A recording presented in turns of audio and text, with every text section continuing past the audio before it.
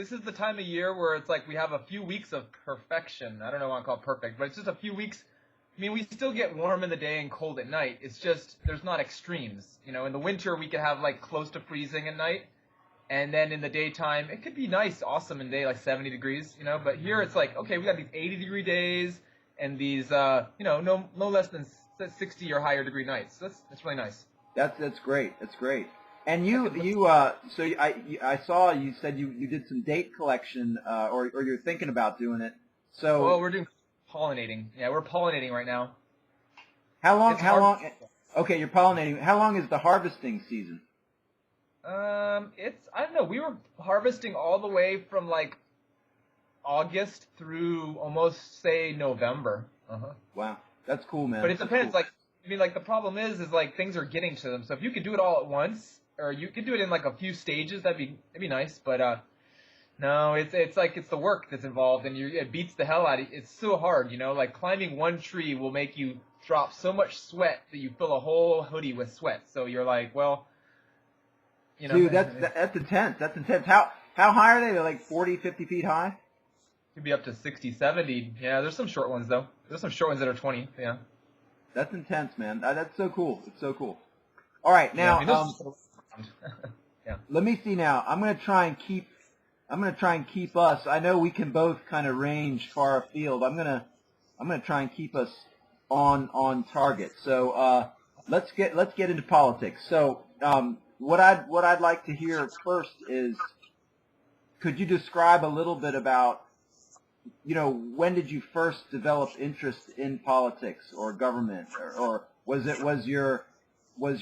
your parents influential in this regard, or was it something that came naturally to you? And what were your first interests? Yeah. And was there a particular system that attracted you initially, or did this all come at once? Good questions. Yeah. Let's see.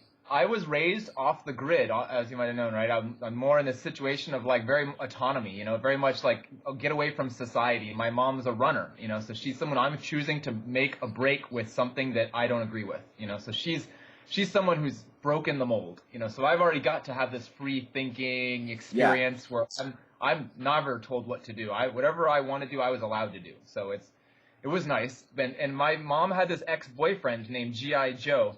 And he flew a black flag. So I remember the black flag flying on the eagle's nest. We lived in a rock house inside of a hill, you know, behind Madrid, New Mexico. Madrid's a free place. It's an ex-hippie community that, you know, it's a hippie community, whatever. The hippies are kind of gone now. They'd be like 90 years old, you know. They're not. Dude, I know Madrid. I lived up in Taos for a while. I know Madrid. Yeah, we talked about that. Yeah, Madrid's off the grid. You know, there's some rough living there. You know, there's a bar. There's nothing. It's non-incorporated. There's no corporations, right? It's just Madrid. There's a bunch of art galleries. It's run by lesbians. It's a nice place to live, you know. And and so what happens is, you know, each place is not run by. It's just each individual spot is kind of a gallery organized by, you know, a certain class of individuals who are very Santa Fe-esque, you know, or, you know, away from Santa Fe, because Santa Fe is we call Fantasy, you know. So it's all fake. I'm, as an architect, you know, the Adobe, I'm always making the fake look. So let's see, where did I get my political leanings? You know, like what do they do in high school? You know, I was kind of said before, I've done GMO science, so I was kind of lured into things that I didn't understand. I disagreed till later. So, you know, I was, you know, and then I met my dad, and he's like, you know, someone who told me, you know, he's kind of a secretive guy. He's a Navy intelligence guy, so he's not talking about his experiences other than saying some weird off-the-wall kind of inappropriate things sometimes, you know, like that don't make much sense. And then I was like, okay, you know, but then, so. Now, wait, that's interesting. So your mom was like totally kind of questioning the status quo, and your dad was kind of working in the system. Yeah, my dad's a system guy. He's a corporate guy. He wants to work in a corporation till the end of his, you know, till he's retired and he's got his benefits. You know, I'm sure that'll happen because he's working at Honeywell and he does laser science. He's an engineer. Okay. But my mom's the runner. She's the artist. Just all her family, like I said, was doctors, and so they're very politically astute, socialistic wise. You know, they're in Europe. They just follow the rules. Everybody gets along to go along. People do better because they're a smarter aptitude, and they get positioning in society like as doctors, you know, and their function and their role is what their role is, you know. And in Europe, that's what they do. They test you. Whatever you test for, they push you in those directions. You know, if you have too big of a house, all of a sudden you're not in that house anymore because it's too big for you or something silly. It's just the force of the state, right? And I didn't understand that because I'm raised in America off the grid. So when I go to visit them there, they're always trying to conform me to say, oh yeah, we want you to fit into our mold, or can they? They tried to support me in a way and give me a setup to accept what they were doing, but I didn't understand what they were doing at the time, so I'm like, well, what's going on here? Why is it this way? And how is it you guys have organized your system? I don't get it. But I'm in America. In America, when I went to Philadelphia, I went to the Benjamin Franklin Institute of Technology. So Benjamin Franklin kind of had influence on me of what he did and his technologies and the science of stuff. But not until later did I find out Benjamin Franklin was more like, say, a lobbyist, the kind of guy who's got a government bureaucratic role who he took advantage of for his own advantage. And I like Dawkins and the selfish gene and all this stuff and egoism and this, being about the self-fullness, like you understand everybody wants to be complete in themselves. And that's kind of what vegan is. Until you help yourself, how can you help someone else? That's a big, strong stance I take upon veganism is like to treat the self vegan really helps to treat others more vegan. Yeah. Let me ask you, so you mentioned Europe. Is there a particular country where most of your relatives are at, or was this all throughout Europe? I'm a Belgian citizen, humanities class, where I was enjoying it because all the pretty girls were in there, and it was the smarter kids in the class, in the school, and those are the people who are finishing school. In my school in Santa Fe, 50% of every class drops out. It's not a completing school. It's a kind of school where people get sick of it and they understand the problem with it, but not in an analytic way that's clear. They're like, I want out of it because I want to destroy my life way, not I want out of it because I'm going to make myself like a self-independent, successful person, Yeah, that's interesting. So would you kind of say that you think, generally speaking, the educational system has failed society, and that's why these kids leave? In a way, it's not creating the best educational system for them. Yeah, like my new girlfriend works as a high school teacher at a place called a choice theory school, and it really jives with my NVC philosophy about choice defines life. Like letting people have choice, and kind of my Montessori bringing up, because my mom left me once to go live with an ex-nun that I talked about before in New Jersey, not to meet my dad, but to live with a nun near him so he can maybe visit me once or twice. But what happened was Montessori doesn't test you. Montessori lets multiple kids work together, and it's really like solve your own problems. You guys are stealing stuff from each other? Well, we're not going to punish you. We're going to let you work it out amongst yourselves. That's really cool. Like, my mom taught Montessori. That's cool. But Montessori's been broken. But what happened? Back to your question. Well, Montessori got kind of divorced. The government forced aims on everybody. So the government, like you're saying, they don't give children much of a choice. But I took advantage of it, of course, because I found my way through it, because I already started fast by going to Pennsylvania for a year. I had 9 credits under my belt. So last year of high school, I had 2 classes, that humanities class and some kind of AP independent study physics class. And that was it, and I had independent study like CAD classes so I could access the computers, but it didn't even matter because I was going to the community college already. By the time 11th grade came around, I went to the summer class to take trigonometry, and then I took calculus at the community college in my 12th grade. So I already was taking technical writing and calculus and doing animation and video editing and whatever I wanted to do at the college because they had better computers anyways. I already kind of abandoned the high school. I had a special pass to get off the campus, and they had made it very authoritarian the last year. They put gates everywhere, security guards everywhere, and as a skateboarder, my whole mentality is, why are these security guards are going to chase me down and try to arrest me all the time, So I was always, skateboarding's not a crime was, the shirt, and I was into blanks. So I wasn't wearing messages. I wasn't wearing a t-shirt that says fuck the police or anything like that. I was wearing nothing on purpose, because I don't want to define myself as something. I already had like this existential worldview, so I wasn't going to play that like that. All right. Let me ask you before you continue. You mentioned an acronym earlier, NVC. What does that stand for? Nonviolent communication or compassionate communication. Cool. Yeah. All right. I've combined with NVC. It's called General Semantics. That's from Korzybski, and it's got 15 formulations. And there's questions you ask yourself about what you might say to help you better, Very interesting. That's very interesting. Less conflict, more clarity. That's the goal, to get rid of the errors in domination language to, so people, can see the abstractions, the beyond word level consciousness, like abstractions it's called. Yeah. That's cool. That's a little reminiscent to me of self-inquiry. Have you read anything on self-inquiry? And it sounds like it facilitates that kind of self-awareness. Like Gestalt therapy or like the person-centered approach and stuff? It's kind of it comes out of Advaita, so non-dualism, kind of like Ramana Maharshi, Nisargadatta, Eastern spiritual thought. I see. Yeah. I've kind of made a video called I made a big yin yang with a red line. You ever seen those images? I put a red line through an image. And I say I don't agree with this, and then I make a whole piece about why I don't agree with it. Like it's like folklore. Like I appreciate the religious, spiritual underpinnings of our culture and our society. Like we wouldn't have it without the go to Tecum and the respect for wild and the domestication and whatever's happened with the re-rising and all the theories and all the myths that have been culminated into more what we have now. But going back to my high school, they forced me out of that humanities class. They put me in a thing called government economics, and that's what they tell you about the Federal Reserve. And they say the Federal Reserve is this bank that's helping us, and they're keeping the economy stable, and they're doing this and that. But the more I learned, I was more green at that point. I was raised in a green anarcho kind of system. So more of my friends, in 1999, we all started organizing. The battle in Seattle, all that stuff went down where we're standing up to the World Trade Organizations and all this problem. And I didn't understand. I had a misunderstanding of free trade and Ayn Rand and that stuff at the time. I just had a bias. I didn't understand it. So I was just like, I don't like it. People don't like it. So I'm going to agree with them. But I don't understand why, because I didn't read up on it, But then what happened one day was one of my friends, his name is Torbiano. Gives a code name for himself. He was working at the co-op, and I was elected at the co-op to help save the co-op because it was going to go under, and they were living on the equity, and that's when the economy crashed too. A lot of things were happening. Like we're fighting against the war.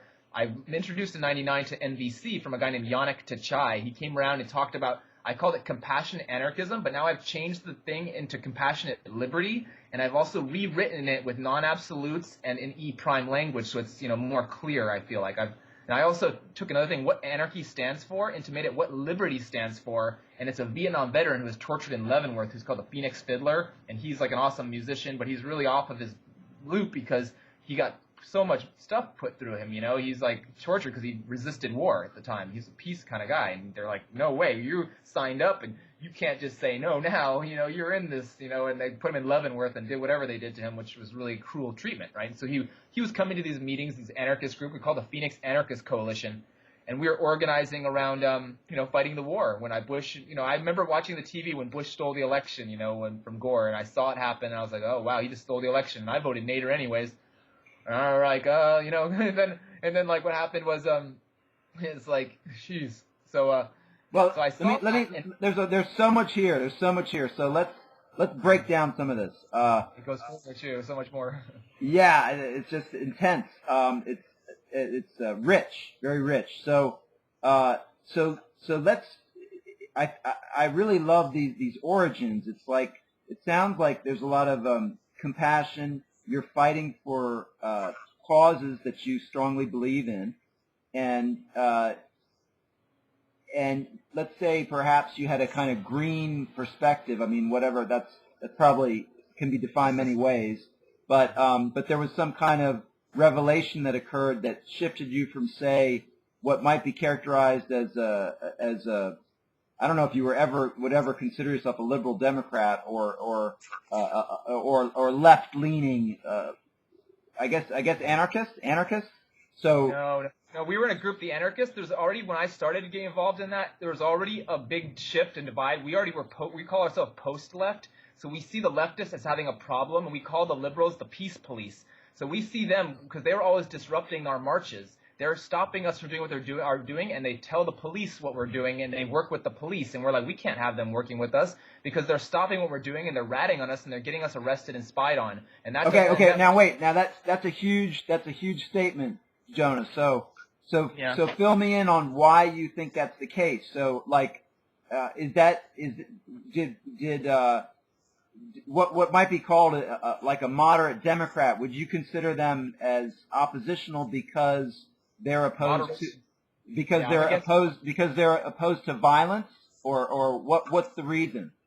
I don't think they're opposed to violence because you look what Obama's done. He's done more wars than Bush, right? So they're just in it for the money. They're both controlled by the Federal Reserve Bank. I've already understood the banking system as controlling these both parties, right? So I'm not playing with either their game because Ralph Nader gave me a good perspective on the corporate malfeasance of destruction of the corporation. I already had this perspective called the lifeless institutions. They're the government, the corporations, and the religions, and none of them represent us. They only are tools that we've used to help ourselves, and now they're outdated and they don't work for us anymore. And when I read Max Stirner, The Ego in Its Own, we call these whole systems spooks. Any system that has authority over you is something that is illegitimate. That's the authority over the individual. And it's the individual who makes choices and works with other individuals. It's called voluntary association, mutual aid, security culture, and diversity of tactics, or the kind of the tools, and consensus process are the tools that we work with.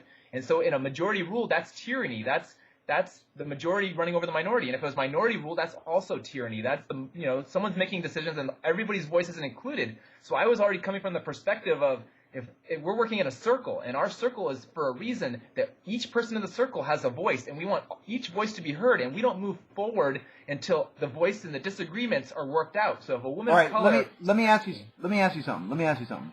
Do you think that people who are in movements other than yours are in those movements by personal choice or because they're being manipulated? There's a lot of manipulation and fear. I think people's decisions are governed by fear because they don't want their needs to be unmet, the needs for security. People share the same needs. All the actions we take are working to meet the needs. Even it has these needs for connection, shelter, security. They just meet them in different ways, and the conflict occurs on the strategy level, and that's MVC. So a lot of anarchists I don't agree with, right? That's why I had to move away from my anarchist friends, because they were like, at some level I was like, I understand the syndicalists. They want to take over the factories. They want to kill the rich. But I don't think that's going to help to kill the rich. It's not going to work out. I was more of like the green anarchist perspective, and then I realized all of them fell apart. The meetings didn't happen anymore. The war raged on. The ALEC protests happened, where the American Legislative Exchange Council and Citizens United passed. All this stuff happened, and I got an invitation to the Students for Liberty, and I was like, wow, these kids are anarchists too. They call themselves. I don't like to call labels, but these people consider themselves using anarchist thought. And they are representing more of a smarter, younger generation who's larger, and they're productive, and they're prosperous. They're huge, right? And it's a big crowd, and they've been sold. Everybody's gotten sold out, I suppose, at some level. Like, I believed in something. I was an idealist in it. But that's what I've read about Marx. I've already read so much Marx and how he got angry at Stirner and called Stirner a petty bourgeois for, advocating the individual. And he made this thing called the proletariat dictatorship. So that's a lot of my friends. They gravitated towards Marxism rather than staying with the individualism. So they would rather, fight the rich and do class war struggle, which class war struggle doesn't come from Marx. Class war recognition already comes from libertarian thinkers of the 1800s who used to call themselves classic liberal. And so I'm reading all this stuff now about Mises and Rothbard and Hayek, and I'm like, wow, this is natural systems. This is just like natural hygiene. This is just like, this works with NVC. This is just like nonviolent communication. This non-aggression principle. This makes total sense to me. These systems merge. They work together. And now I've made an amalgamization of all of these systems. They work together. I have a whole group on it called High Carb, Low Fat, Raw, Vegan, Compassionate Liberty, I call it. All right. Well, dude, I want you to break down something for me. So I have what I guess you would characterize as a misconception of libertarianism. So let me share with you my sense of libertarianism, and you can tell me how I've misinterpreted it.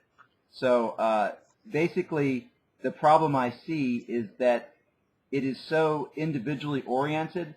It gets to the point where there's no longer a recognition of a body known as society.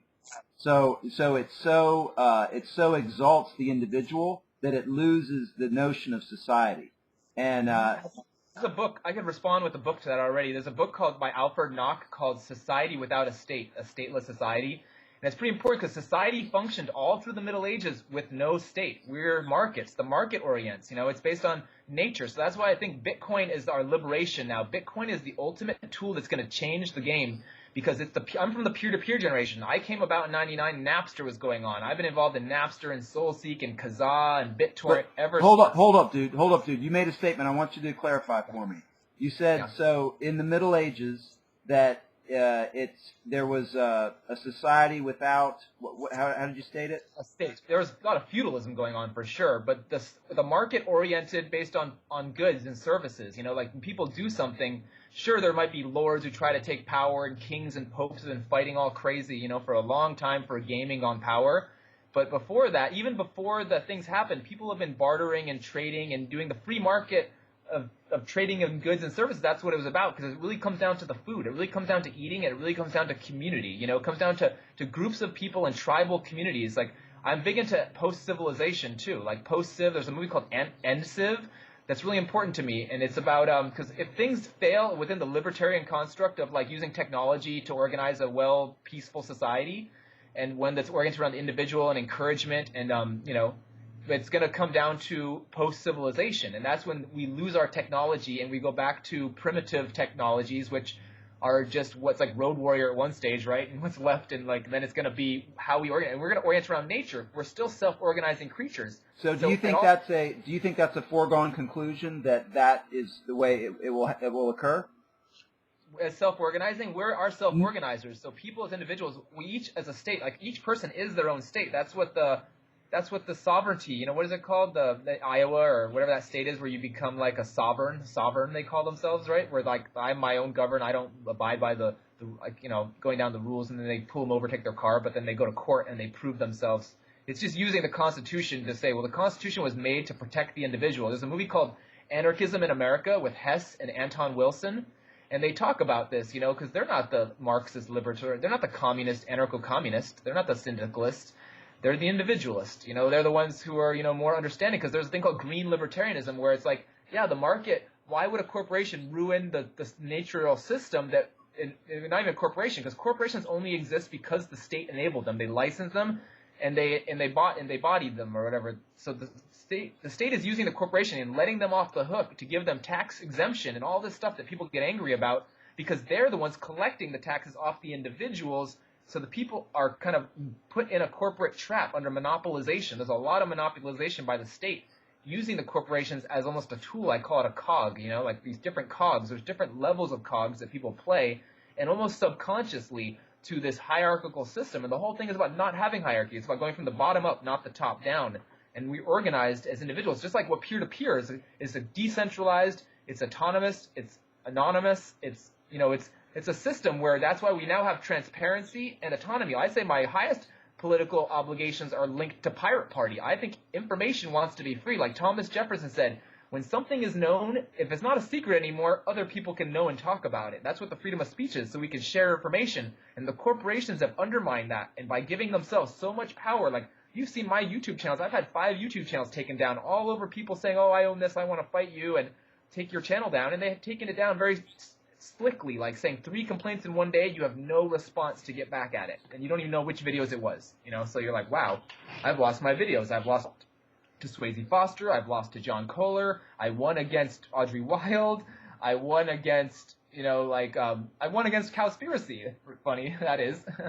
But because I do derivative work, I know the fair use laws, so I'm applying these fair use laws, and I know how to win these things now. I won against David Wolf, for instance. David Wolf sued me, and I won.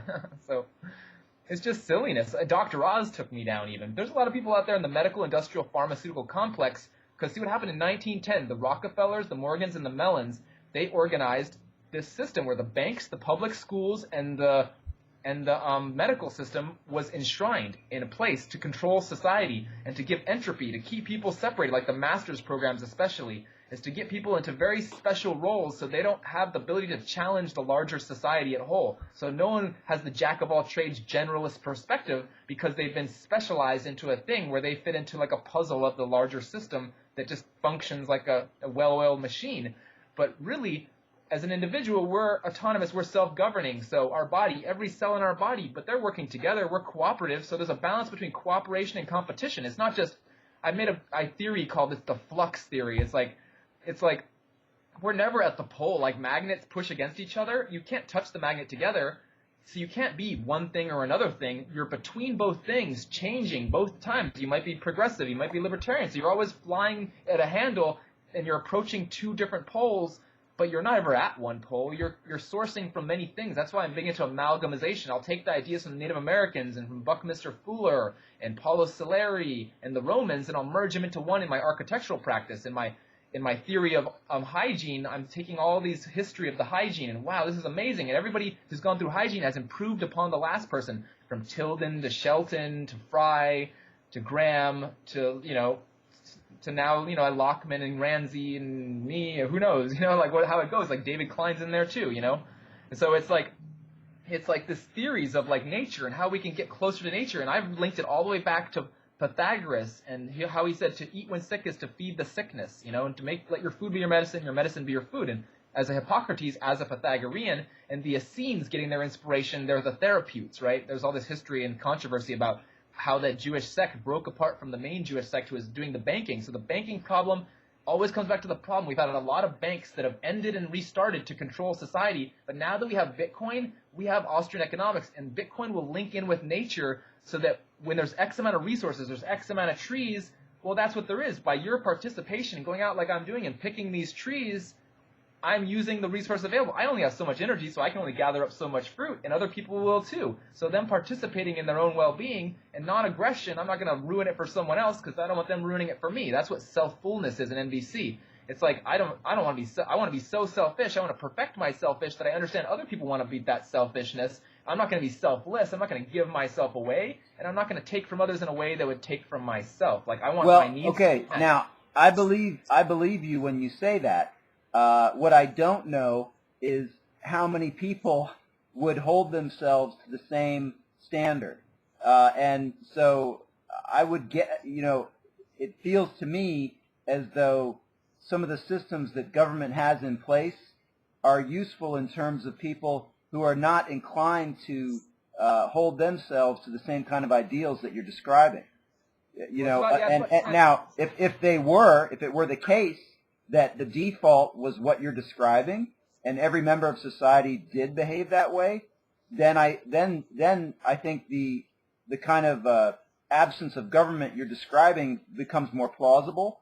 But I don't think it's possible to go absence of government right now because that's what you're saying. Yeah, we're working with a system that's protecting individuals until people become aware to become self-encouraged.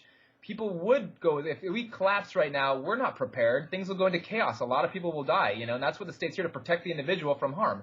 But the thing is, there's a lot of corruption has happened. So a lot of lobbyists and corporations have gotten their vested interest, and their only interest is, like, have you seen the movie The Corporation, where they're a psychopath, basically, and they don't have any, like, ethics or morals? They can't empathize. So empathy is the governing law that helps us stay together. That's what creates morals, is that every life understands another life has this need to live. Even if one animal's a carnivore and they want to hunt, like I made a video earlier, I think it's uploading still, about a crocodile biting off a zebra's butt or something, and it's looking for the weaker animal. So like in nature, the natural systems occur. So if we don't allow the weak things to fail, that will create only a bigger crash. So if we built up all these banks and gave them all this fake money, we've set ourselves up for a larger failure. That if we would have just let these banks that cheated on everybody and stole all this money and did all this fractional reserve banking and these unbacked derivatives fail, we would now restructure. We'd be in a localization system where people are localizing and working more. We'd move out of areas that are unsustainable. Be like, this area can't hold this. We can't have people living in Canada because they're causing an undue burden on the people of the other areas that have to bring them the resources, and that creates them ultra poverty, and it's causing wars of aggression. So people go and take these resources. So naturally, we wouldn't need borders with Bitcoin now. With Bitcoin, we don't need banks. We don't need borders. We have communities,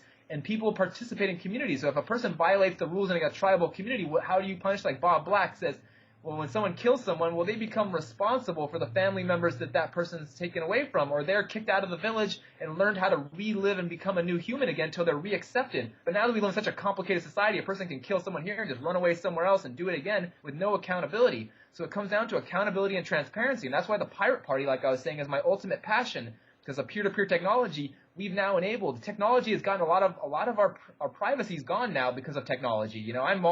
Now that I've understood that, I'm like, well, who cares? I'm not going to try to be secretive about stuff. And Montessori already told me, the more secrets you have, the more you're hurting yourself anyways. You're hurting someone that's a lie of omission. And then if you do that, it's only going to create a bigger problem in the end if you do that. So I've always hurt myself sometimes. Try not to use the word always. I've hurt myself sometimes by telling too much. I'm like, then people use it against me, like my CPS case. Oh, I'm going to talk about person-centered approach. I'm going to talk about, frapping or whatever I want to talk about. Just totally open with like, let's be a person. Treat me as a person. I'll treat you. But no, they're in a professional role working for the state, and their role is to make money for themselves. So they don't care about you. The more money they make, they're working on a hierarchical thing. Someone told them what to do, and they're going to run that game, and they're going to work against you because you don't fit into their mold. They call you not otherwise specified because you don't think like them. Your worldview and your lifestyle might not fit with what they think about protein or what they think about discipline. And I'm thinking about compassion and compassionate parenting and healthy enzymes and healthy, things that are living. And they don't even understand that because they're in their mindset is so clouded by the autoimmune reactions they're getting from cathar. I made a great video called Cathar, C-A-T-R-R-H. C-A-T-A-R-R-H is cathar, and it's a great book. It's about how our white blood cells rise when they get something, because everything we eat, one of three things: fiber, poisons, or nutrients. The things your body can't use, it surrounds, and the white blood cells protect you. It's not that things act on your body, so your body acts on things. And when I understood that, I just stopped garlic cold turkey. And I'm like, wow, garlic has been poisoning me. I'm fucking 100 times better now because I'm not doing anything like alliaceous plants. And I've read all the Eastern things, 5,000 years. They're like, don't do it. It hurts the eyes, hurts the kidney, hurts the spleen, hurts the liver. And I'm like, wow, yeah. And all these raw foodists, yeah, don't do the chocolate seeds, don't do the fruit seeds. Even Lauren Lockman's made like 5 seed videos in the last couple weeks about not doing seeds and nuts. And I feel so much better not doing seeds and nuts. I'm like, wow, I'd just rather eat some lettuce, you know? If I need some omegas and I need some proteins that are a little higher, but I'm getting fine because I'm getting all this tree-ripe fruit, and I'm not having any mucus or hard lining that's preventing me from any uptake, I feel like. I have my friends that are only starting this new, and they're going through a lot more sleep, and they're going through a lot more mucus, and they're expelling things, and there's, you know, detox on their skin, but that's the orthopathy. That's the correct suffering that's kicking out the toxins that their body has parked for so long. They're finally giving themselves the ability, the space, and the rest, and not using makeup and not doing these toxic practices, no soap, all these things to get yourself to allow it to clean out and to allow the microbiome and the effluvia and all these things that are in symbiosis with us in life to help our system harmonize. Yeah. But yeah, government economics, they told me this one thing. I was like, I didn't even want to be in that class. So I was already instantly rebellious about, I don't want to be in this class. It's only a half a year class. And then I learned about Ron Paul, and I didn't understand Ron Paul at first. I'm like, Ron Paul says this, Ron Paul says that, and I still went for Nader. You know, I'm like, well, yeah, Ron Paul, Nader, okay. But then the second time around, I'm like, wait a minute, Ron Paul. So I tried to help. I even registered for the Republican Party to vote in their primary to get more votes for him. And then when Gary Johnson won, I was like, wow, Gary Johnson's from New Mexico. I'm from New Mexico. Gary Johnson brought the surplus that's never been seen before. He didn't tax all these taxes he eliminated. He created a lottery. I got free school if I wanted to because of that. A lot of libertarians don't agree with that, the taxes, the unnecessary tax of the lottery. And I think, well, that's people's choice. They're making a choice to gamble or not, you know, even though it's destructive to them to do it, you know, but it's addictive and feeding a negative pattern. But that's the one critique that I can hear against Gary Johnson. But otherwise, he has the ideas that, you know, would somewhat more jive with me. And when he took over, I was like, wow, this is way better than Ron Paul, because Gary Johnson ended the federal raids on family. Gary Johnson ended unemployment, all these things he did. And he voted no to every spending bill there was to stop government overreach and to allow just things to run their own stuff. Because things run themselves without the control of the hierarchy, because self-governing happens. And then it's a process, like Adam Kokesh spoke, called Liberty Freedom Phoenix down here. He's got this book. Let me pull it up here. He was giving out hundreds of them. It's called Freedom. That's all it is. It's a good book, and he gave all these stickers and stuff. And he was down here speaking, and I recorded the speech, and it was over at this guy called Hancock, and he's another, he's got a radio show, and Ernie Hancock, and so he was at his ranch. He's got a ranch. So I like making the bridge, because a lot of my anarcho-syndicalist friends were like, we're going to make a bridge between libertarians and anarchists, because we feel like the libertarians are a little off-center, and I don't agree with right and wrong thinking. So I'm not like thinking like people are right or people are wrong or there's good or there's bad. I'm thinking there's causes and there's effects, there's consequences and there's actions. And then like, so if we remove the cause, the effect goes away, you know. And if the effect is destructive, yeah, look for that cause. Or if we want to make a positive effect, yeah, we look to like NBC. That's the you know, process. Not the process. It's the strategy and tactic level. So there's people say when NBC, don't think about the strategy and tactic first. Reflect on your feelings. You know, how do you feel? And then you stay away from the needs, and then you think about the needs later. You think, well, what need is that feeling bringing up? What's alive in me right now? Like, I feel hungry because my stomach's grumbling. My observation comes first. Like, what's the observation without judgment? So it's about removing judgment. Like Krishnamurti said, the observation free from judgment is the highest form of human intelligence. And that's a profound statement, you know? So I like that. The stances that are really powerful. Like, I really enjoy the non-identity of Buddhism, for instance, and Zen, because these people, I have a great paper on my Scribd called Eastern Thought, and it's about how Eastern Thought kind of got the ideas that Korzybski was talking about, because they inherited it from the Greeks, and it came back full circle into Poland and German thinkers, because these German thinkers in the 1800s, and he got it from people. So I've been tracing this lineage back to who made up what, to who inspired who, and I'm still looking for a few pieces of the puzzle. who translated the Persian into German so people could get the information from the Greeks, because that's where it went, The green powder, 1 bit, like I don't agree with Ann Wigmore, my teacher, because she made wheatgrass to give people nutrients in Scandinavia who didn't get nutrients, because that's a horrible place to live. It's not human environment. Okay, that's a tool. That's just like, let's do supplements to save a life. But it's not something we want to just give for everybody. It's not like, oh, this awesome thing, let's do wheatgrass, because that's protoplasmic poison, like Doug Graham has said. It's like your body has no use for chlorophyll. It's got to take extra energy to clean out the things you don't need, and we can't eat grass. And so when you juice things, you've taken away the fiber. That's the whole reason T. Colin Campbell says whole, because you want your teeth to be the first thing to break open the cell wall, because as soon as fat has been open to air, it's oxidized. That's why I don't want oils. That's why all the vegan doctors say no oil. Esselstyn, McDougall even though I have McDougall, I'm really upset with McDougall because he's trying to say starch solution this, but I don't think so, because he lost in debate versus Furman, he lost in debate versus Graham, and he sells gluten, and he's like promoting GMO is not a problem. No GMO is a problem. I've seen the problem. I'm bigger behind Jeffrey Smith and his testing institute and the leaky gut and those problems, and he wants to fight the bigger fight from the 70s that he felt was cemented in but wasn't there fully because paleo took over. And Lauren Cordain, where did he come from? He just made it up to sell a book, because Lauren Cordain used to have paleo vegetarian. There's a whole paper from 2002 where Lauren Cordain was a vegan. He was healthy, just like Lori Keith was healthy, just like Sally Fallon was more healthy. They all got into this high-fat animal product thing. They all inflamed and got all this weight with all the toxins in their body. And then they got against, I agree with them against complex carbs. Okay, that's a problem. And if you mix those two, because when you heat carbs and protein and fat, it denatures, it changes to mutagens and carcinogens. All the science is known on it.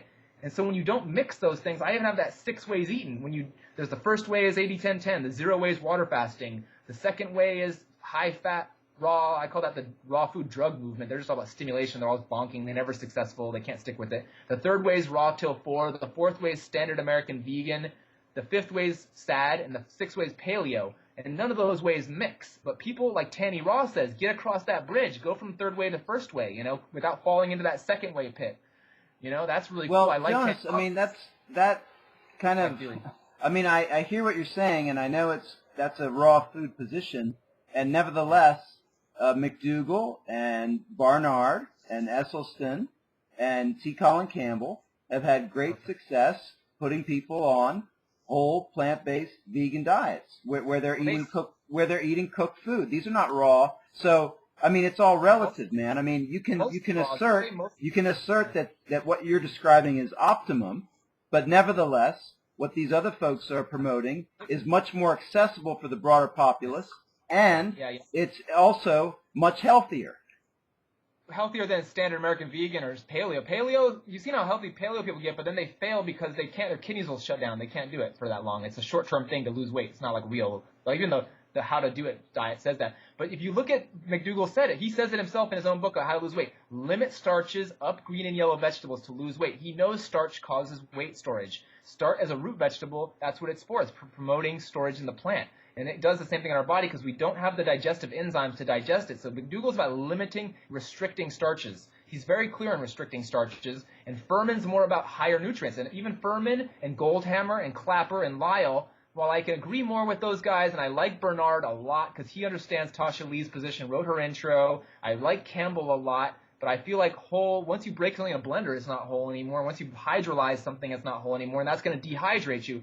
So it's hard to keep a high level of hydration without eating whole ripe foods. And sure, the studies say 60% fresh food will prevent leukocytosis. So that's important because when I was eating just a meal of beans at the night back in 2008, 2009 to kind of test it, try potatoes. And then when I stopped doing that, I felt way lighter and way easier. And I'm like, wow, I feel like a new person. This is amazing. I'm not going back.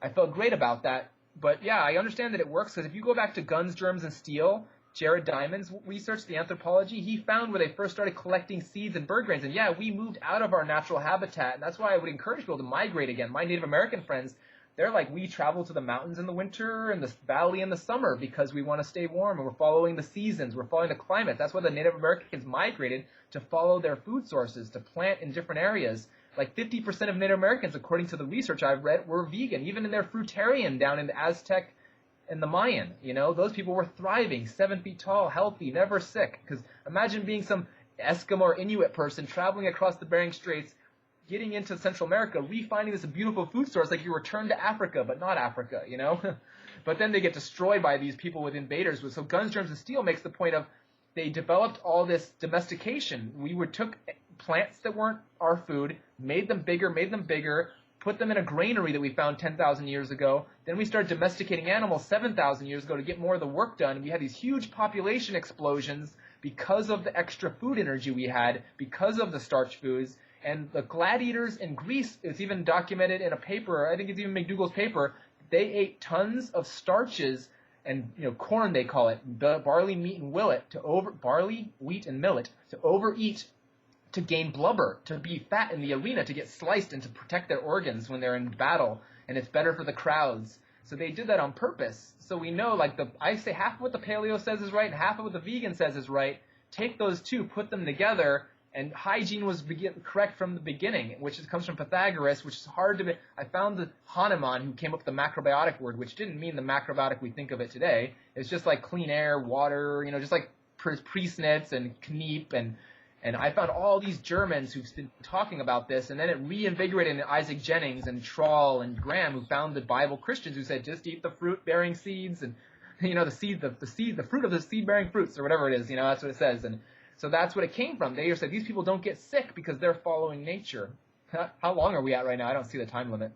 Well, I'm trying to see. I'm trying to make sure. Okay. Yeah, I think we are recording. I'm not sure how long it's been. 53 minutes.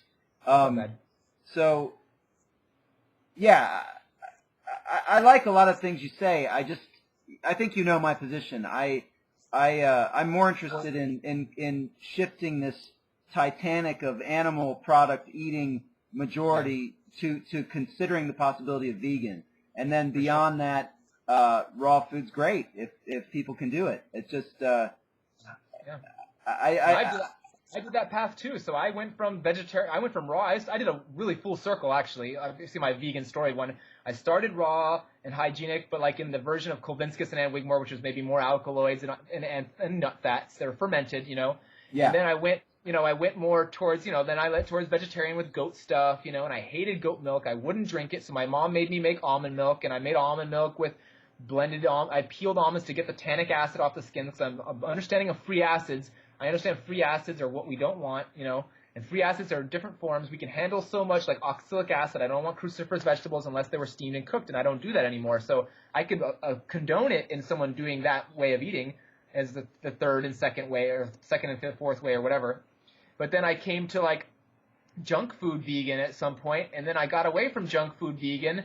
I did that for so long. I had every restaurant, how I could modify it. Everything was like a custom order for me. Like I can make this if I'm taking out that, and take this and that. It was like, at one point I was just like, give me a plate of beans and rice and pico de gallo and then guacamole. Then I was at one point, give me a plate of beans and rice and just tomatoes because I don't want the onions. And then, just avocado because I don't want the xanthium gum in the mixer. And, always was checking, is there sour cream in your guacamole? Is there chicken broth in your rice? Is there lard in your beans? Those were my questions. And everywhere I go, I had all this list of any Mexican place, everyone that could do what I wanted and was vegan, And then as I got more and more away from more towards the whole food thing, I didn't want refried beans. I only wanted the de la olla bean. I want the bean out of the pot, that's not, fractured. Then I wanted, the no oil beans. So I boil my own potatoes and yams and broccoli. And that's what I was doing for so long, quinoa, potatoes, yams, and broccoli. And I kind of came out of a fog when I learned in 2008 about 80-10-10 book from this guy named Jeff, who was at the co-op where I was board of director. And he was working at the Rossum under Charlie Mort. And he's like, yeah, he was Loving Hut Cafe. He was like, I can't eat anything they have here. It's all weird animal fake food, and it's all fractured. They had no fresh food. I'm like, yeah, they have no fresh food. Even their tomatoes cooked. And so I was like, wow, that's cool. I went home and looked up Mike Arnstein, and I was like, wow, I watched Mike Arnstein's video, how he does it with all the pomegranates and the tomatoes and this and that. I was like, I can do this. And then I found Durian Rider, and then I got all inspired by how he was picking on people who I didn't agree with, and I kind of zoned in on that and started doing that myself. And then I said, wait a minute, Durian Rider, that's not cool, because Durian Rider, I tried to stand up for him when that stuff went down. I tried to hold that middle ground of empathy between the Arnsteins and Durian Rider and Freely. And it only hurt me in the end to try to help people who couldn't work together themselves, you know. So I can't work with people who don't want to work together, you know. So I learned a lesson there pretty hard, because I'm the one who's ostracized now from Woodstock. I'm the one who's ostracized from Thai Fruit Fest. So I'm the person who's thrown out of the Best of Raw for volunteering there. You know, I volunteered, and just because I voiced a disagreement about some product thing or some spirituality I didn't agree with, boom, I'm out, you know? So it's like I'm out of all the circles. The only choice I have is to make my own circle at this point, and I feel like my circle includes everybody. I don't want to exclude anybody. I'm everybody's friends if they want to be my friends, and that's the only people who have me blocked are the people who don't want to be my friends. And sometimes I block a paleo person if they want to call me names and make accusations, and I'll be very clear. I don't want you calling names. I'm not going to call you names. I don't want you accusing me of things. I'm not going to accuse you of things, but I want to have a little bit of a conflict with them, because if they're not fighting me, the Gandhian method doesn't start. They're still ignoring me, you know? And if they're fighting me, they're only one step away from accepting what I've said. And that's happened so many times now. So many people who have blocked me, they unblocked me, and I see them again, and they're like, what you said before, I didn't like it, and I was so angry by what you said, but now that I understand it and I did what you said, I've reversed all these problems, all this stuff went away, all these symptoms, I'm off all my supplements, I'm doing better now, and I'm off the medication, I'm feeling great, I've reversed all these pounds, and I'm feeling the best I've ever felt in my life. You know what's cool, Jonas, is that it's no difficulty for you to follow your heart, and it doesn't really matter what anyone else says or thinks, or whether that's a huge governmental system or an individual, and you do what your heart tells you to do, and I love that, man. I respect that big time. Here's the book that did it for me, you know, it's right here. Boom, The Ego in Its Own. That's the book that did it for me. My friend, that Green Anarchist, he showed me that book, and the only reason he showed me the book was to show me the sentence about Diogenes. And the sentence about Diogenes, it was about, I don't know if it's hard to open up to, but it's about how Diogenes chose to do his own thing. Diogenes stood up to Alexander the Great.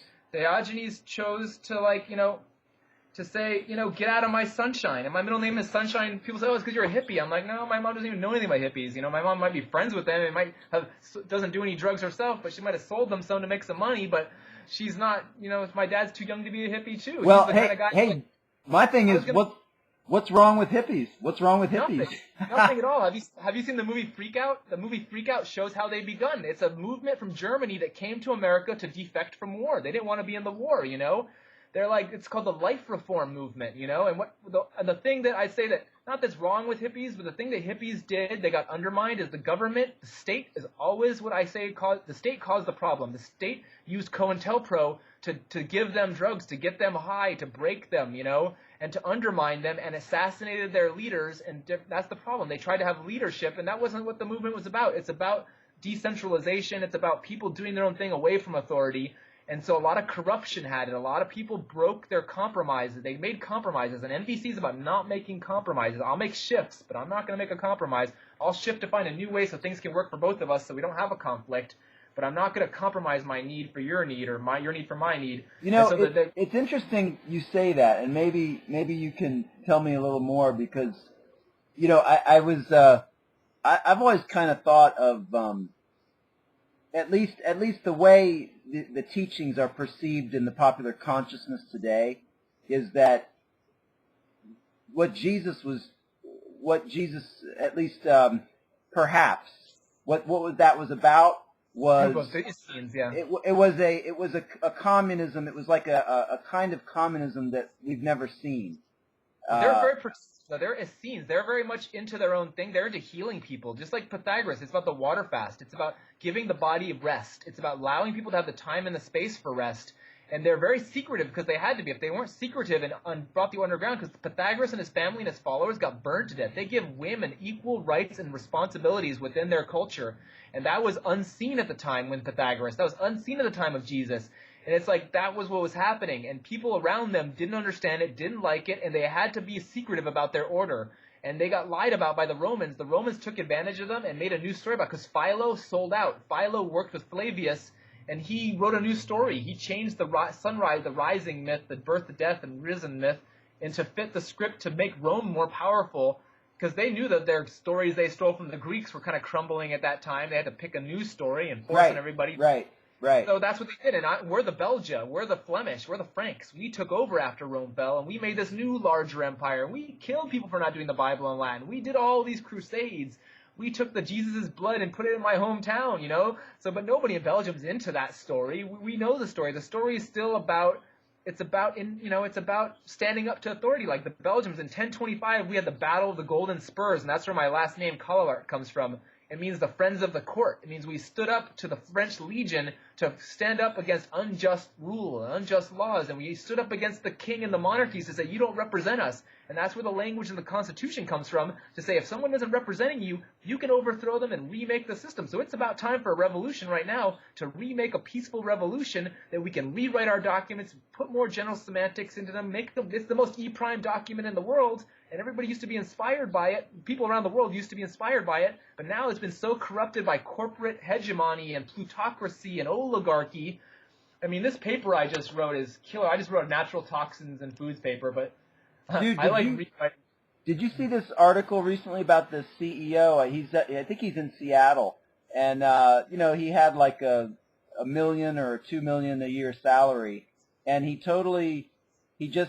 made the decision that he was going to take his salary down to $70,000 a year and distribute distribute the balance to the frontline workers. I saw that, yeah. And I think that's what needs to happen. They said in that article, they said that he's telling his friends, he says to other CEOs, if you guys don't do this, people are going to be coming at you with pitchforks. Exactly. It's going to happen. So every 200 years, a revolution happens, the wealth is redistributed, and rich people know if they don't do that, they're freaking out, because they know if they don't redistribute the wealth on their own, by their own choices, they'll be killed, just like the people who rise up and take it.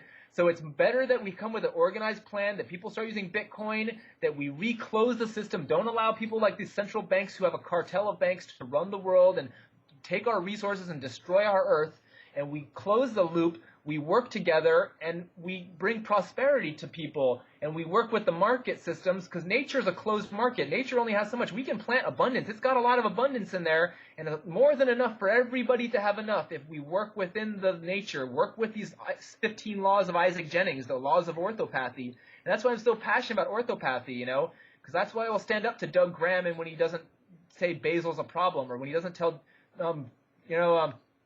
what's his name, John Kohler, that herbs are a problem, because herbs have alkaloids. I've studied these alkaloids, and I know what they are, and sure, you can shock yourself into alkalosis, but that's the problem with Occupy. There was a big battle between the moderate liberals and the syndicalist, communist, anarchist people, and they tried to use the consensus process together, but their disagreements were too strong, they couldn't come to consensus. And when that doesn't happen, when consensus can't be reached, it might take a long time to get reached, but when it can't get reached in the moment, that's when you break up and you fracture, just like a fork of open source. If I want to make Firefox and Pale Moon, or I want to make Chromium and I want to make Chrome, you can do that. There's enough space called the diversity of tactics. There's enough space in this world for each person to do their own thing without interfering with another person and their own group. You know, they can form an affinity group, and that other group can choose to do their own thing, you know, like just like my animal rights movement. There's a lot of animal rights people who want to get up there, they want to get arrested, they want to put their body on the line, and they want to stop the animal abuse. There's a lot of people who just want to put the awareness, they don't want to get hurt, and they want to be friendly with the people and just talk to them about stuff.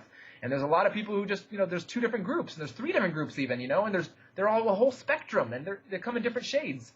And that's where affinity groups come in. People can make different choices to be with different groups of people who'll do different things, so long as they don't stop the other groups and they recognize and they empathize, and that's what it takes. And they didn't do that. That's a huge, you know, as long as, you know, that's huge, because if then and when. At this moment, like you said, you've got plutocrats who control resources and machinery and industry in a way that disproportionately affects, you know, masses of society, to benefit a few and to harm huge numbers of people. I mean, they don't even mean to. They're just doing it to control huge numbers, and they know there's going to be a bunch of people who fail because of their systematic approach, which doesn't take into account that, you know, that loss. They've set up the Social Security system because they knew that was going to happen. Social Security is the new safety net, you know. That's why more than half the country almost is on food stamps. Even I will go get food stamps right now because it exists. Even all these people I know will go to school just to take the money from the school so they can live. They wouldn't be able to live and afford to pay rent if they didn't go to school to do it. So people are caught up in this education system and this money system and not able to self-actualize, which Carl Rogers might say, self-actualization, you know. And it's not possible because people have been put into institutionalization.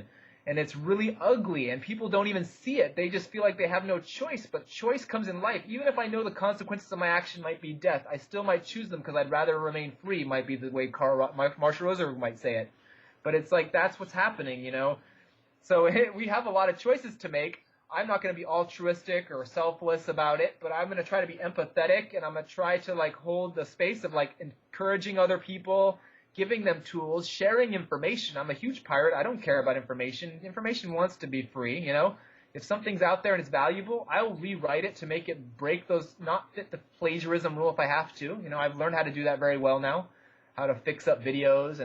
But this liberty's abandonment of capital, let me read one paragraph from here that was so awesome. As the libertarian philosopher Roderick Long points out, a particularly mischievous use of capitalism occurs when people use the term to mean the effect both free exchange and either the status quo, rule by capitalists, or both, in the sense capitalism is a package deal concept, links two independent ideas and treats them as if they belong together. Advocates of liberty have every reason not to support using capitalism unless they want to endorse the dubious notion of the free markets involving privilege leading to hierarchy, abuse, and poverty. Yeah, I think there's a lot of truth in that. I think there's a lot of truth in that. But the disconnect that people have, people aren't intellectually focused, and they've been brainwashed by the media into NLP messages like everybody needs this, you need this, you are this, you are that. That's not the truth. The truth is we as all are divine selves, human beings that are cooperating together to find the best possible solution to live, or a better possible solution every next day, each next day a better solution to find an answer that causes us to pass our genes on to a future generation more empowered to govern and, you know, to cherish this earth. That's the story of Noah's all about. I went to this temple, and that's what Noah's not one guy. Noah's like 700 guys or whatever over so many years who said, let's take care of the animals or something, you know? Like, that's what it was about. And that was about, you know, it was about trying to, like, learning, that's probably regret and some kind of uncomfortableness about us killing all our predators off and realizing, wow, we're going to have a problem without no predators. But now that we're governing these animals, let's just do it. But it's a dualistic thinking that might lead us to problematics. Let me ask you to clarify something or share your perspective on it. So, you know, I think it's a popular theme within libertarianism, and you've referenced it here a little bit. And this is the banking system. So tell us a little bit about the history of this, because we had the Great Depression in the end of the 30s, 1930s. You have the Great Depression, and you have a run. You have a 82, 84 was something. You know, the 2012, the .com bust was something. So these cycles keep happening in the business cycle. Have you ever watched any Hayek and Mises? Like these two guys, one guy's the Keynesian and the Hayek and Keynes. I mean, they both had this system where Keynes said, just make more money and make more things happen, give more loans, and that's what set up this big bubbles that we make, and they keep popping. But Hayek said, let's work with natural systems. Sure, things fail, but that encourages things to, you know, get better, you know, rather than setting it up for this bigger failure. There's some really good rap battles that really makes it just clear, and I saw that. I was like, wow, this is really clear how these two people, and why Keynes keeps winning, because he keeps giving people these free rides, and everybody wants the free ride, it seems. Most people will accept the free ride because they don't want to suffer through the pain, but that's what orthopathy is about. Until we've detoxed, we're not going to get the toxins out, you know. But Jonas, let me ask you something. So, I mean, you're saying when the government bailed out these banks from our last Great Recession, instead what they should have done is just let these banks fail. Now, I'm scared of the word should. I'd say if they did, then they would restructure, because should, got to, must, have to, and ought to.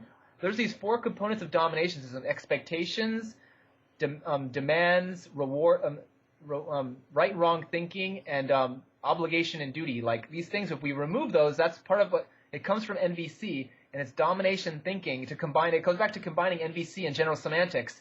And when we say if, then, and when, we give in choice, because the German officials, they took away choice from my relatives who got killed in the concentration camps for standing up, because we're the First Reich. We organized this Belgium thing. We ruled the Germany. They wanted to take us over because they want to be the rulers in Second and Third Reich. But everybody worked with us, and we won, and we helped them with their rebuilding and everything. But they keep coming back because there's always this German question. What do the Germans want to do? Well, the same with Russia right now. If the Germans made a different choice, the whole thing would swing the other way. But they're right now working with us against the Russians. But if they decide to work with the Russians against us, we fail, you know? So it's industry. It's holding Europe together. They're going to hold Greek to account. Greek's like, we're not going to austerity our people. We want our people to be okay. We're not trying to punish people and kill off people. We'll stand up to you and we'll default. And I've defaulted my student loan. I didn't care. I'm like, I can't pay that. It's unobligated. I don't feel obligated by that debt, you know? Well, you know, you raise up so many things there. I really respect like mortgage. Not the argument that the creation of this Federal Reserve was an effort to stabilize the financial system. So, you know, was it not? We had less regulation at the time of the Depression in the 30s, the 1930s. So there came a call for more regulation to try and resolve some of these variables, these unknown variables in fluctuations within the financial system. So can you describe why that was the wrong thing to do, why creating the Federal Reserve was the wrong thing to do, and how it compromises what you describe as a more free organic system? Why? Explain just simply why that's the problem. Federal Reserve is 1912, but yeah, it led to World War I. It led to World War II. The war is what brought the economy back, and that's why we're trying to start a new war now. And that's why Ron Paul is so against interventionism, is because that's what the problem is. It's what these people using this unlimited funds. That's the reason I got my child stolen, because the government has infinite and limited funds to put moralism. I don't like moralism. I like to say amoralists. You know, that's what I'm saying. It's not that it was wrong. I'm saying that it's a tool that was used to create a balance, but at the same time, what's the corruption within that tool is you allow a central banking cartel who are deciding the choices of how things work, and they do it for their own vested interest first. And that's why it leads to what I'm going back here. The military-industrial complex fuels unbelievable amounts of money at gunpoint from ordinary people's pockets into the bank accounts of government contractors and their cogging cronies. Like crony is like Benjamin Franklin, for instance. Subsidies feed a network of privileged business and nonprofits. The states protect titles to land taken at gunpoint or engrossed by arbitrary fiat before distributing to favored individuals and groups. So it's about favorite. Are we frozen again? No, we're okay. So it's like we're having a problem with just, and that's the way things are naturally going to go. That cycle is going to continue to repeat, and it's okay to let the cycle happen of boom and bust, because that allows us to restructure. But when we're limited by the bounds of nature through natural hygiene, that's why I feel like it's so important to link natural hygiene. So I'm bringing natural hygiene to people in the liberty movement. I'm bringing NVC to people in the liberty movement. I'm bringing all three systems to each other and making a trifecta. And without the trifecta, I feel like the triangle is the strongest shape, you know?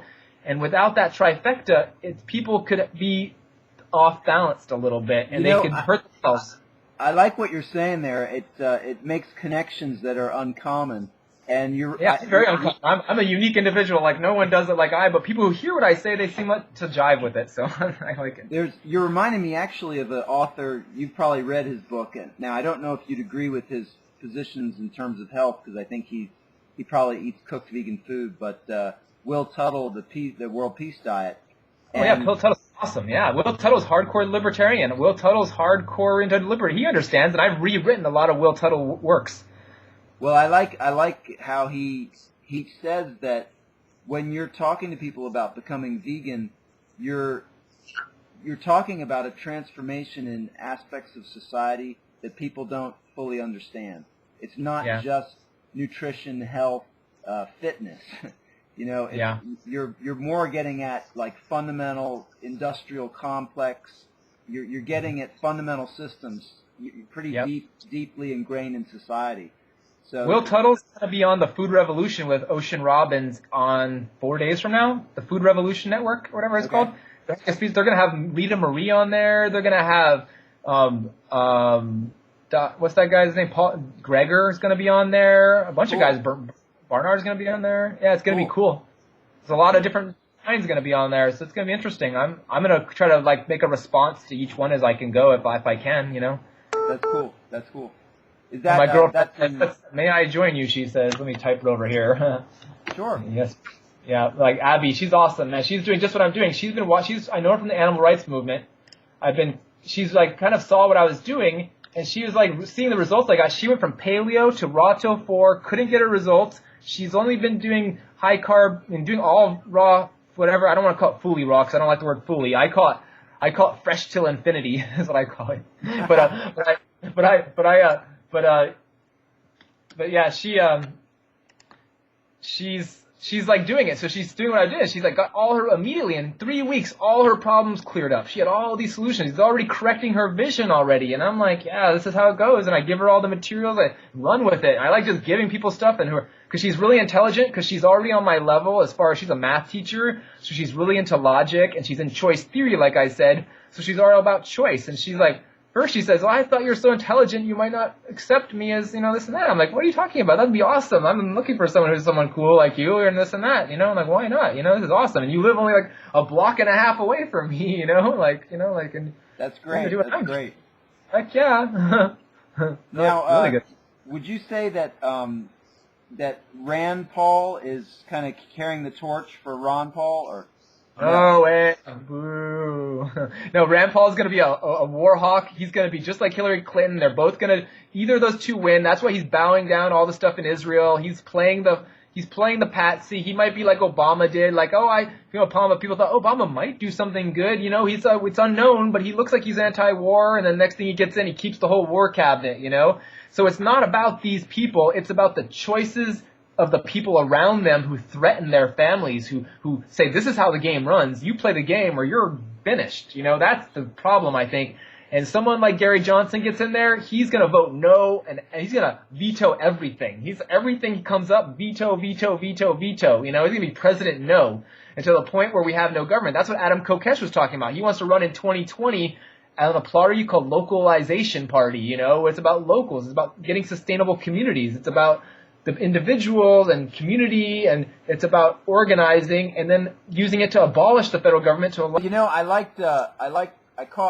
I haven't watched many lately, but I picked up one of Durian Ryder's videos the other day, and he was talking about calling people he talks to clients, and then he realized, why am I calling them clients, man? Like, they're just other people. There is no client, and I really like that. I think there's some, I think it would be great if more. That's what wait, here comes Taylor. That's what Marshall Carl Rogers said. He's like, I don't want the person-centered approach. Don't treat them as a patient. Treat them as another person who's just a person. Otherwise, they want to humanize. You want to treat, it's a humanistic psychology. So anyway, this thing of the Federal Reserve, and then. The first and second bank came before them. So it's happened again and again in history, and we broke it up. So before, the state is supposed to control the making of money as under the Constitution, but it's not the state. It's the people who decide the value of things, and if we decide the value based on what we decide it's worth. If we want it to change, if we want to make a competing currency, new money, my friend Phil Freedom, he's made his own Phoenix buck called the Flux, the Phoenix bucks, the Flux he called it. And it's just a coin he made, and people turned it more into jewelry, but it was cool because he made a coin that people could use at local businesses, and it increases people to spend locally, and increases a new form of currency. So it breaks apart from just that someone controls this thing on a fiat currency. It's like you're allowed to make new money, and if more money creates it, yeah, that's why our food costs have gone up, because they just printed tons more money, and the trickle down hasn't even happened. I like listening to like Max Kaiser and Peter Schiff and Salente and all these different economists and what they say, because they're making these predictions, and based on different theories and stuff. And it's interesting to hear. It's interesting to pay attention to, because I like to be aware of the potential thing. But we can prepare for what's going to happen after this happens. That's what people have been talking about. Get your resources together, get on top of tangible things, and that's why I encourage migration. Since you know about it, tell. I'm kind of ignorant about it. Maybe your viewers may know a lot more than I do, but just if you could tell me a little bit about the history of Bitcoin and why you think it would be a good replacement. Because am I mistaken in thinking that there was some scamming done with it, where the dude Gox, who created it yes. ran off with some money. I mean, what's the going on with Gox, that? yeah. And it's good, and it's important that Gox happened, the Gox scandal, because that's who trades the money into the system, right? It's linked into the banking system, and so you can trade just like another currency, and it's linked in there with an exchange rate. So it's not outside the system, it's just another system that's going to hold the other systems to account. So it's a system that's a closed system. It grows based on mining, just like mining gold. So you can run your computer like SETI, and you can earn a fraction, and that running your computer just keeps up track of transactions. It's like you be the bank. There is no bank. You, by participation, help the creation of the network. It's a distributive network, meaning that there is no central point in the network, and it keeps track of all transactions. Everybody knows how much money is on a different account, maybe. But then they don't know who the account is, because you can just change your account. You can 1 second make a new wallet, move it to a new wallet. So if you know how to use privacy and you know how to do your security, you're happy off.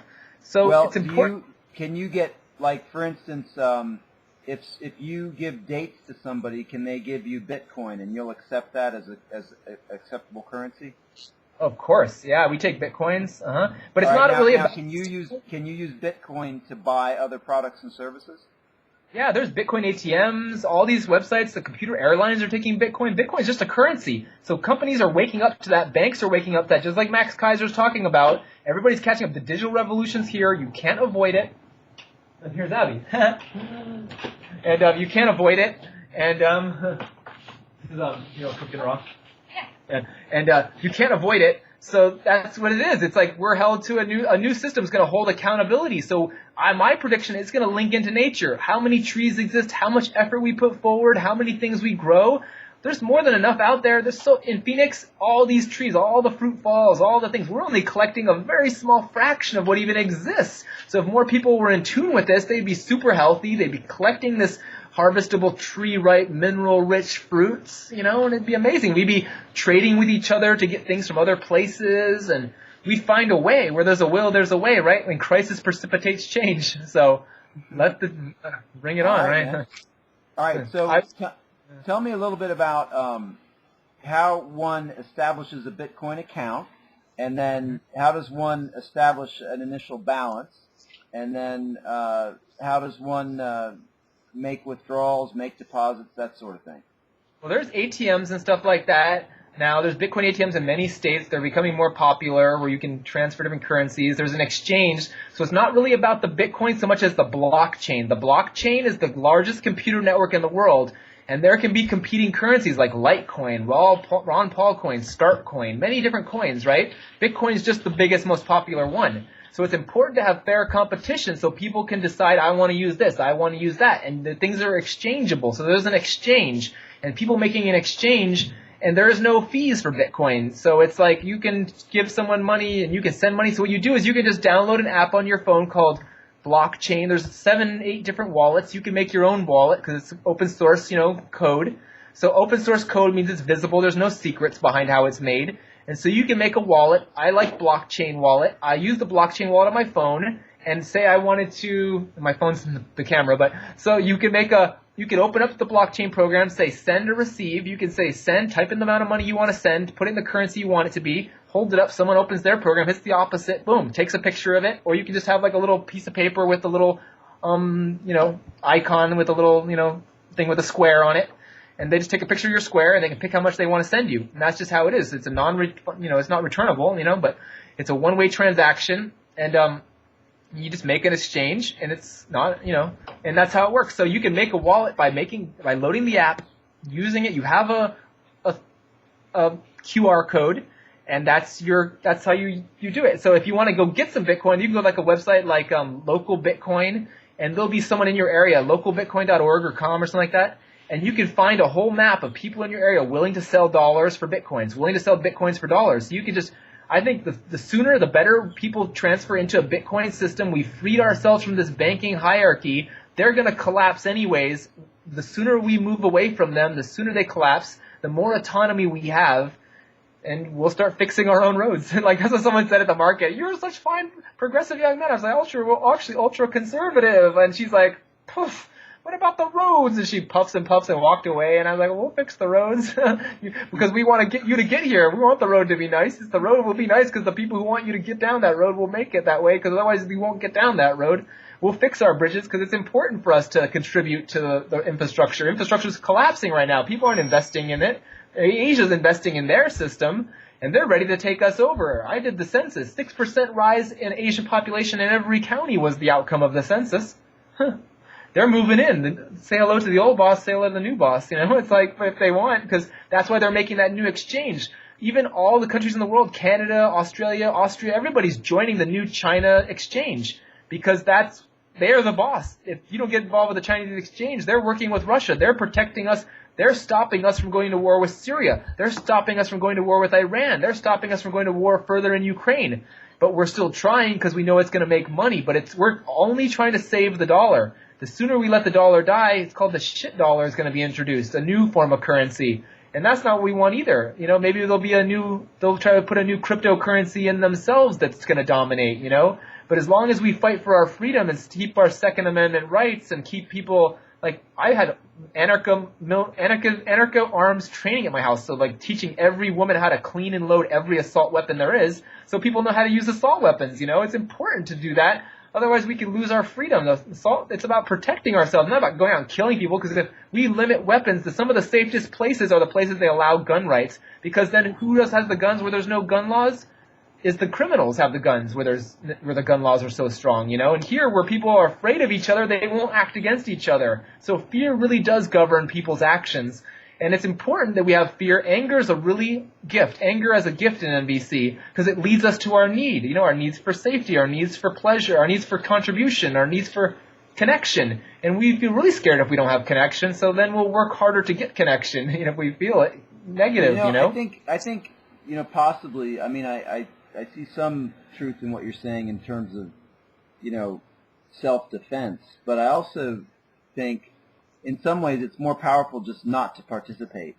And, big participation, but that's where direct action everywhere comes online. Where we come we put our bodies in the line, and we stand up to speciesism inside the stores. We go places where business is happening, where things are happening, like Chick-fil-A, and we have a whole speech we give in there. We go into Whole Foods, and they had feelings, they had lives too, and it brings you to tears at such powerful emotional speeches. And unless people do what MLK and Gandhi and all these people did, which is stand up and put your power in the line, and non-participation is a huge act, because that's boycotting. The more people don't participate, the stronger it becomes the movement to we don't consent. Consent is of the governed, is the line. If everybody went out and voted, we voted for our slavery to happen next. But if we all went out and not voted, they would have that people wouldn't feel obligated to follow their rule anymore. We follow the rule of nature. The laws of nature are immutable, but the laws of man, we change them all the time. That's why we have government. It's changing this and that based on our new feelings tomorrow. Our feelings change every day. We could be different tomorrow than we were yesterday based on what happened. Yeah. Well, listen, man, what I got to do is... Hi, my name's Abby. Hey, Abby. Nice to meet you. Hello. You too. Yeah. So I'm gonna go make a bunch of oranges, and I gotta do something. But all right, but it's cool, man. It's good to talk about all the theories. You give me a platform to talk, and no one, it's hard to find that. So you're making a lot of voices heard, and I appreciate that. I appreciate your time, Jonas. I know you've read a lot, so it's fascinating to hear everything. Impromptu, spontaneous. Yeah, it's cool. It's cool. So So all right, let's stay in touch, and I'll tell you how this. I'll let you know if I'm able to get it processed and in a video form I can upload. Sometimes I just put them onto YouTube, and then I use the YouTube editor to patch multiple pieces together, and that works for me. Yeah, that's good. Yep. Cool, man. That's what we use. Okay, peace. All right, peace, man. Take it easy. Peace and victory. Yep. Yeah. Next. All right. See y'all.